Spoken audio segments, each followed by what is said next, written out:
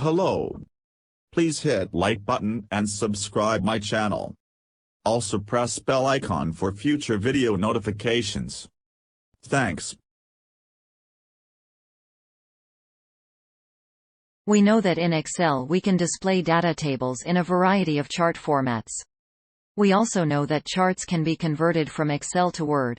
But what if we want to create a chart from a data table in Word? That too is possible. To do this, create a table with some data in Word.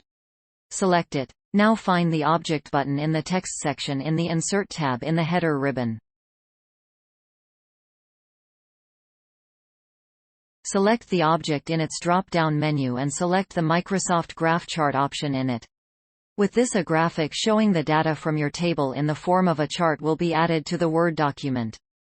If you want to edit any data in a table, you have to change the data in the table that opens by double-clicking on the chart instead of editing the Word table.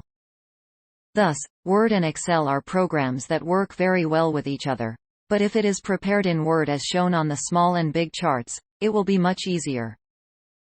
Please support my channel to grow by pressing subscribe button and the bell icon. We will notify you technological news. Thank you.